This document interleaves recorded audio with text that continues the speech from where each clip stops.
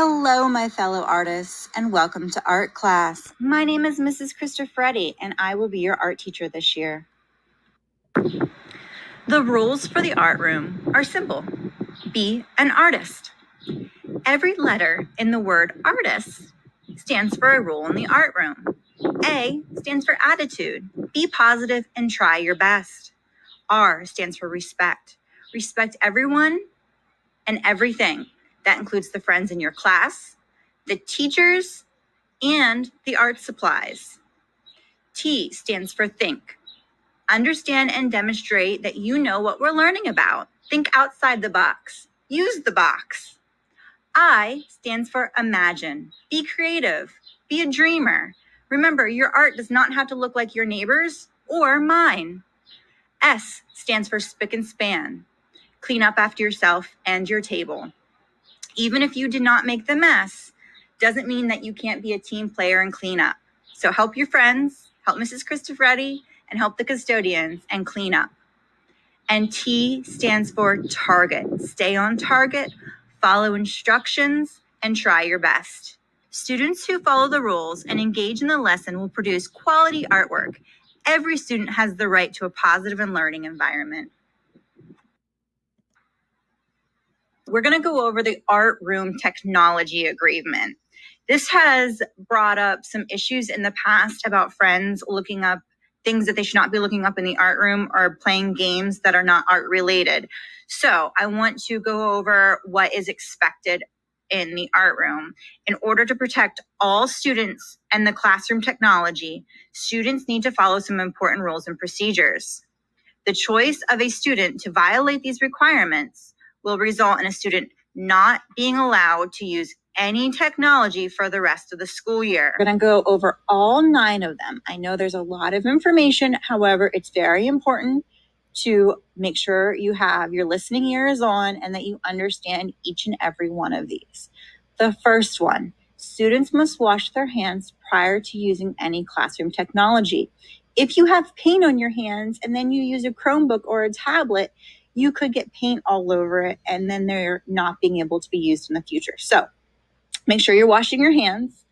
Also, technology does not go well with water and paint. So if you have a tablet, make sure you're not sitting at a table that there's a bucket of water at. Number 2, no food or drink should be near the classroom technology at any time. This also means that you probably shouldn't have food and drink in the art room. So leave it in the cafeteria. Don't bring it into the art room. Number 3, mobile technology devices, such as iPads, should remain on your desk or table at all times.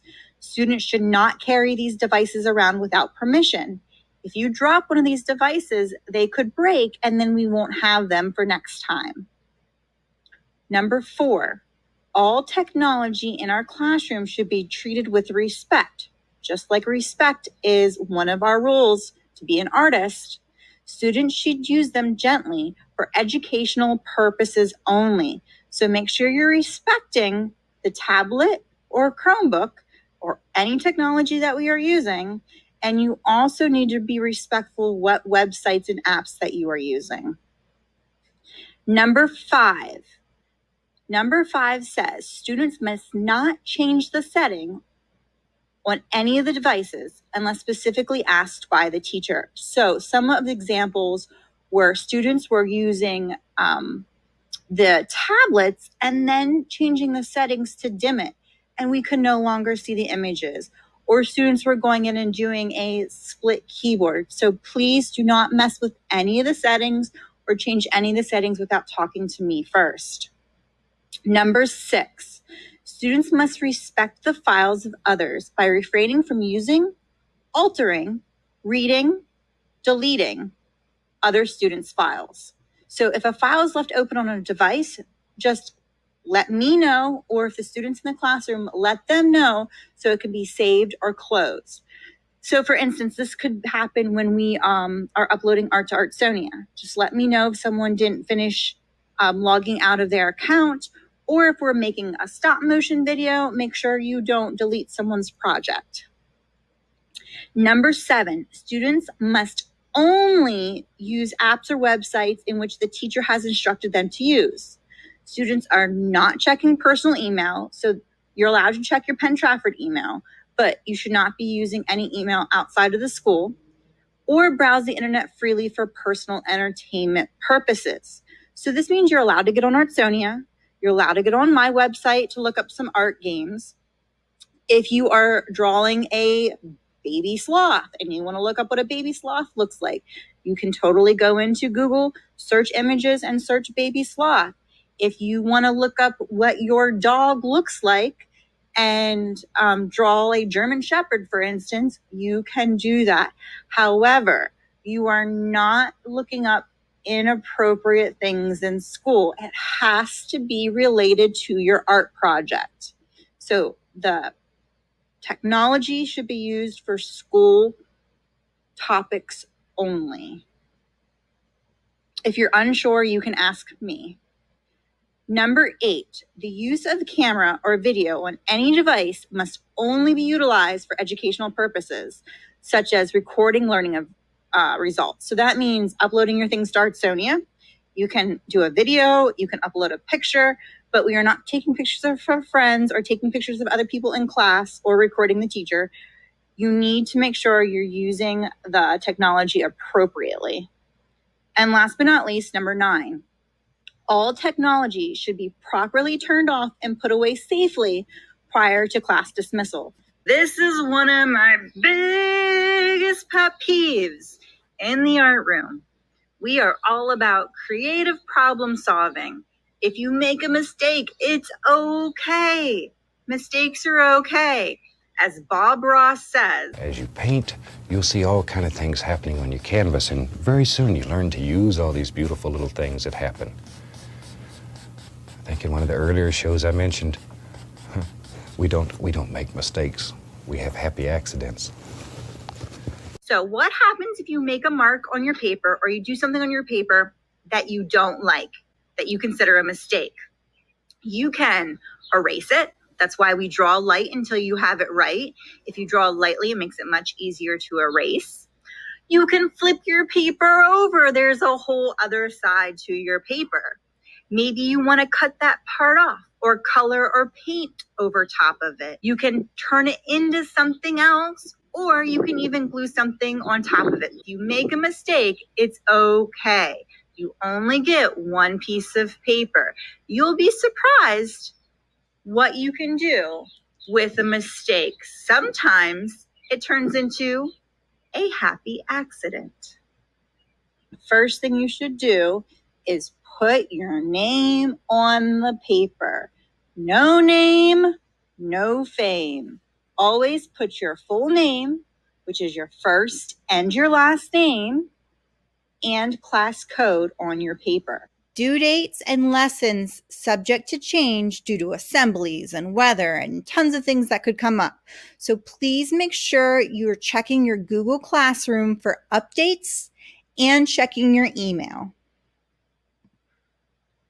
You need to dress for art. You may want to bring a paint shirt or a smock from home. I will have smocks or aprons in the classroom that you are allowed to use at any time, as long as I'm not giving instruction. You can wait until after the instruction and then go get your paint smock. Remember to dress appropriately on art class days. Art class day is not the time to wear new clothes or to dress up. We will use materials that can stain and we will get messy. If your art class falls on a day where there's awards being given, or it's a picture day, or a different day that you are expected to dress up for school, please bring an extra shirt or your paint smock if you need to change, because we will be still having art class. I will be happy to allow you to go visit the restroom or the nurse's office to change any materials that you need. It is the student's responsibility to dress appropriately, and it is the student's responsibility to put their paint shirt on if they have one, or to use the aprons provided, and to use all materials carefully as demonstrated. The artistic process is laid out below. This process will be followed if you are in class or if you are learning online. So the artistic process starts with the first step. You pick your art through the options that Mrs. Christoforetti gave you in the Google Classroom or through the art that she is asking you to make. So you're going to learn about the elements and principles of art, maybe an artist. The second step is creating your artwork.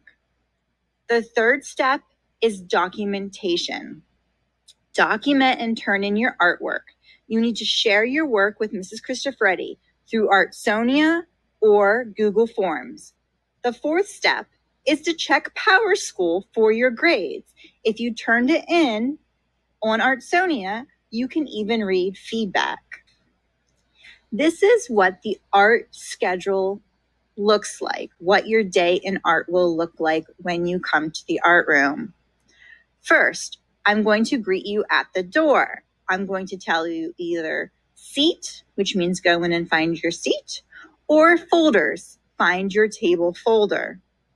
Then, find your seat. Step 2, I will give you instructions and expectations for the day. I might even give you a demonstration on what we are doing. The next step is your creative time. This is the creative problem solving, coming up with your own solution or idea for your art, and then start working on your masterpiece. The last 5 minutes of class, I'll have a buzzer that goes off. When that buzzer goes off, you know the buzzer means it's cleanup time. So clean up, even if it's not your mess. Let's be a team player.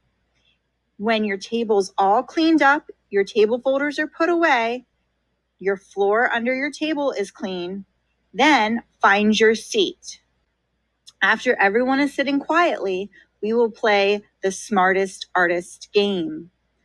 We'll know everyone's ready because Mrs. Christoforetti will say, "It's time for," and the class will repeat, "the smartest artist." Each table will get to answer a question. If they answer the question correctly as a table, they will be able to line up. My friends in line need to be quiet so the other friends at the tables can hear the questions. If a table answers a question wrong, the line may be asked to answer the question correctly. Once everyone's chairs are pushed in and we're in line quietly, we can answer any questions for the day and we can say our goodbyes. If there's time, we might even play a game. Google Classroom etiquette. So these are the things that you should be doing when you're on Google Classroom. Stay organized, whether you're coming into class or you're working from home. You need to stay organized. Know exactly when things are due. Use that calendar. Use the to-do list. Be smart online. Remember, do not put any personal or private information out there. You need to chat responsibly.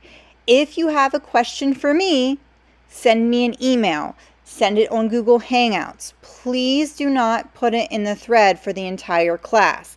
That is for questions that benefit the entire class. For instance, hey, why is this link not working? Okay. Have a schedule. Have a routine if you're using Google Classroom and working from home. You need to make sure you're taking breaks, brain breaks, body breaks. Take a snack break. Work a little bit every day. You need to also make sure you're checking your messages. In the morning, you should be checking your email. The days that you're scheduled for art, you need to log into the Google Classroom and check the stream. And every day, I'm going to remind you to check your email. If you run into a problem, or if you have questions or you're confused, ask for help. Google Meet etiquette. So Google Meet is if we are chatting online. So say you have a question and we're video chatting. If we have scheduled an appointment to meet, make sure you're giving yourself enough time to wake up and get ready. Make sure your computer's charged and be prepared for the meeting. If it's a group meeting, meaning there's more than just 2 people on it, mute your microphone. It helps cut down the extra noise so everyone can understand and hear what's going on. If you're muted, and you have something to say, make sure you're chatting responsibly. So if you have a question, just put a question mark. It's just like raising your hand in class. If you have something to share, use the exclamation point, just like raising your hand in class. I will call on you. If we are video chatting, I do not want to see your ceiling. Make sure your camera is pointed at that face of yours. Make sure I can see you, make sure we can hear you, and make sure you're in a space in your room or your home where there's not a lot of distraction. I would highly encourage you to use headphones. Headphones makes it much easier for you to hear and less disruptive for the people in your home. Make sure you're participating. Be focused, be attentive, be kind, and be an active participant. Okay, my artists, so we're going to show you how to get into the Google Classroom from the home page. So when you go into Google, it'll look just like this. So you need to come up to the right-hand side and click on the tiles. This group of boxes right here, these are called tiles. So you're going to click on the tiles and scroll down until you find the Google Classroom icon. It's a green square with a little person in it. This is Classroom. Click on that. Now it'll say no classes. You might have enrolled in some of your other classes, but you need to enroll into art class. So what you're going to do is you're going to come up to the right-hand side and click the plus button, and it'll say join class or create class. Well, you need to join a class, so click join. Now, this is very important. You need to make sure you're using your school Gmail account. If you're using your parents' email account or your personal email account, it's not going to work as well with the way that the Google Classroom is set up. So please make sure you're using your Penn Trafford Gmail school account. And if you're not, you can click switch account. And it's going to ask you for a class code. Well, on the slideshow I presented, I have all the class codes already listed. There is a class code for Trafford, class codes for Level Green, and class codes for Harrison Park. Now, for each one of those, there are individual grade class codes. So please, if you're in first grade at Harrison Park, make sure you're grabbing the first grade Harrison Park class code, not the first grade Level Green class code. So find your building, find your grade. You can copy that class code, come back over and paste it right in the box where it's asking for the class code. And then on the right-hand side, there's a blue button that says join. Click join.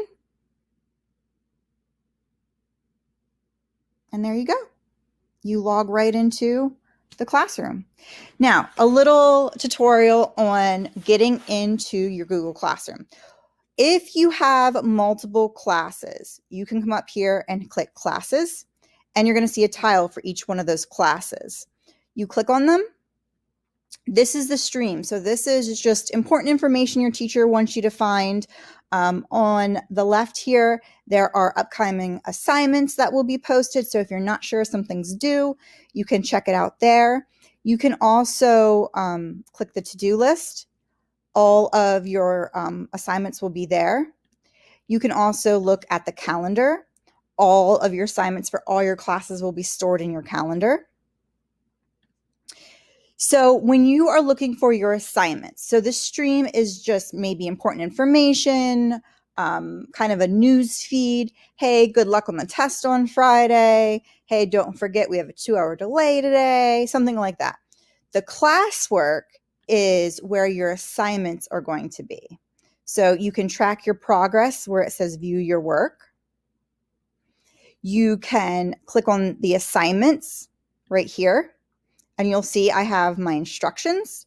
Your first thing is you're going to go over the expectations, grading, and contact information. So all you have to do is click on the slide and it will take you there. And then if you want to talk to someone else in the class, you can click people.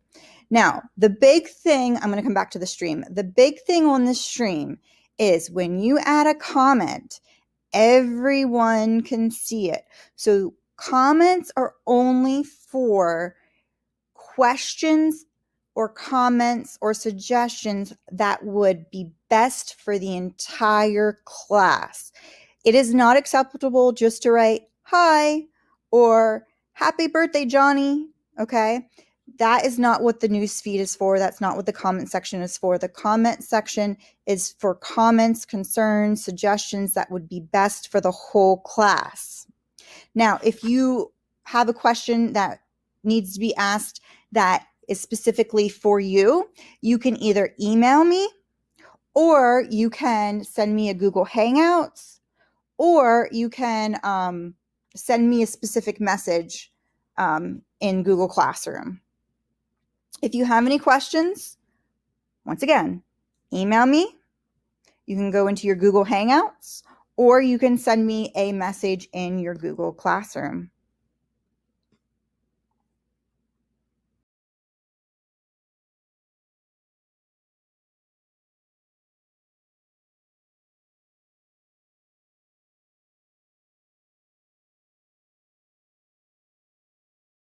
Okay, friends, we are going to check out how to do assignments in art and how to turn them in.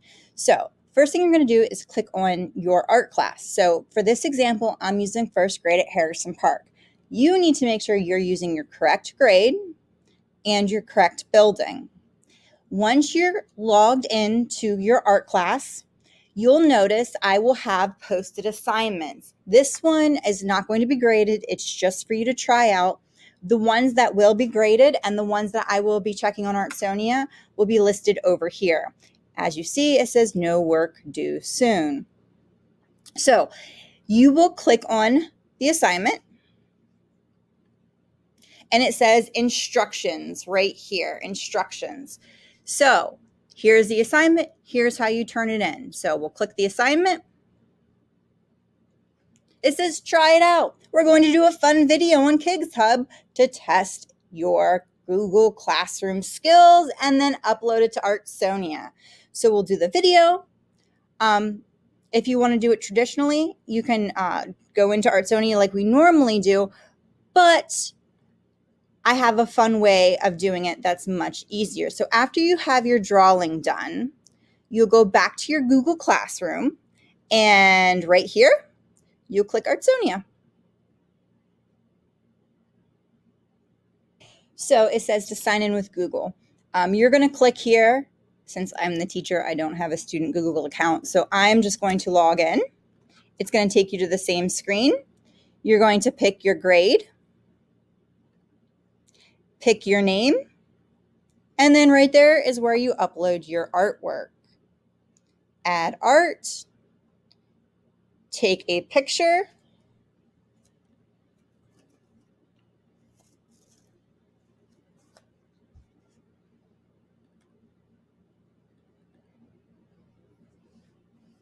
upload. You can rotate it. If you took a picture and someone's standing in the background, you can crop it. Once you're happy, hit accept. Give it a name.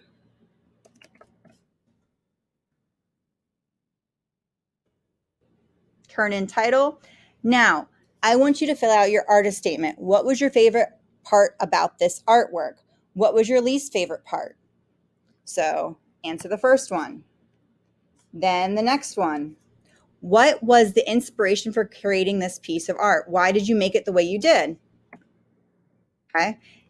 Think about a couple of these questions. You can answer all of them. You can answer some of them. I want you to answer at least one of them. Then you turn in your statement, and you're all done.